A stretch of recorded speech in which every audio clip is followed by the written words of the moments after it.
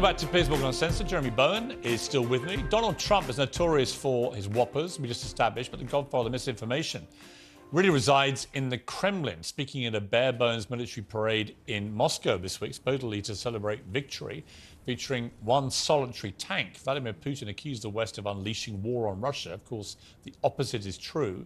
And the war that he began, expecting victory over Ukraine in just days, has been a disaster for his country. Russia's military is beset by infighting. The head of Putin's Wagner mercenary group is brazenly questioning his dictator. What will the country do? Our children, grandchildren, who are the future of Russia? And how can we win this war if, by chance, and I'm just speculating here, it turns out that this grandfather is a complete moron?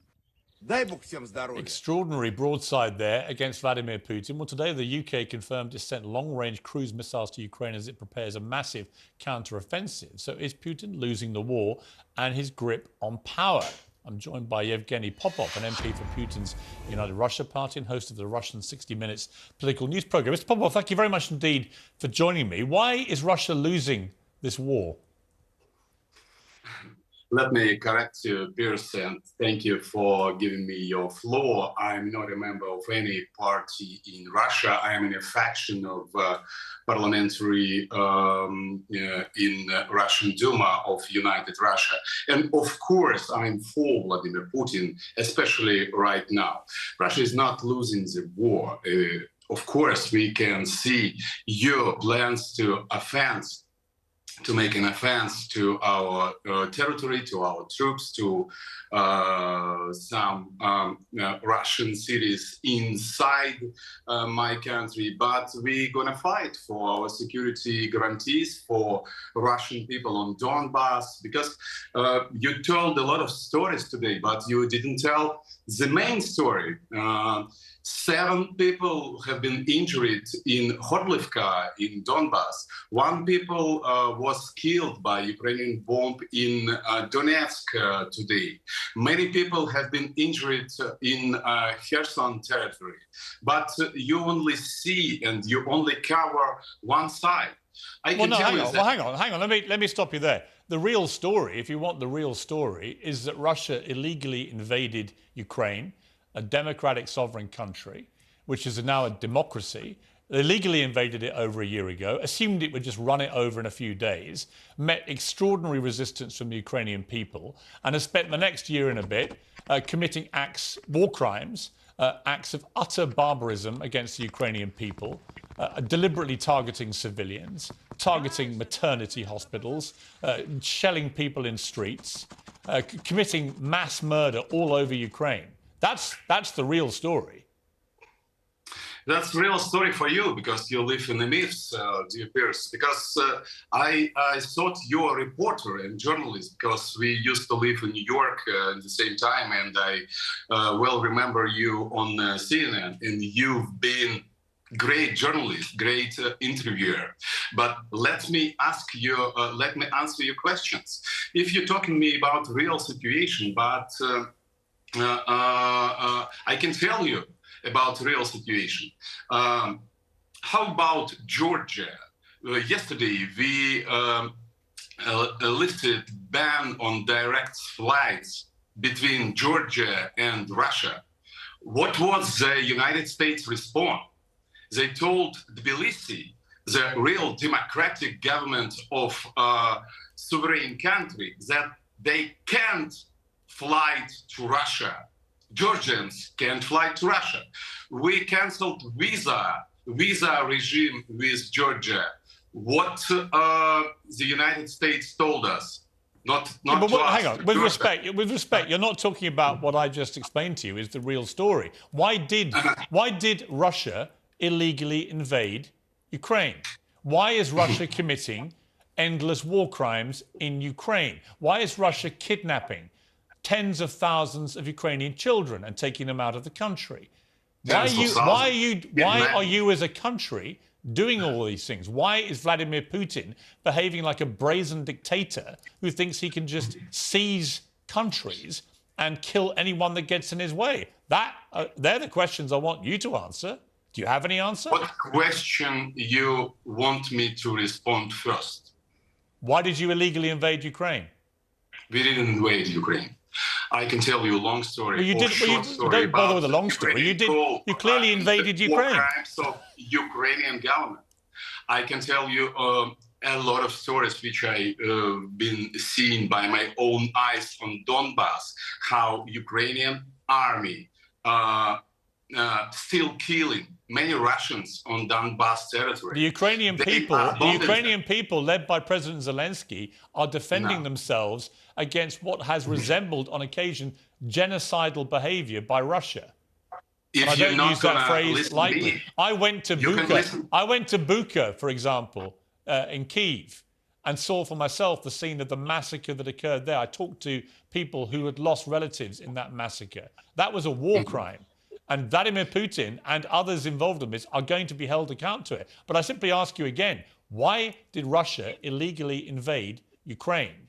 And now that it's been going on for nearly a year and a half, and it was supposed to last 3 days, when are you going to accept this has been a total fiasco, a disaster for Russia? We saw the pathetic scene at the victory parade of one tank, which presumably is all you've got left to show off on your victory parade. When are you going to stop the killing and the murder? You're like Tucker Carlson. This is your mono. It's not a monologue. I'm just telling you some cold, hard facts. This is not a fact.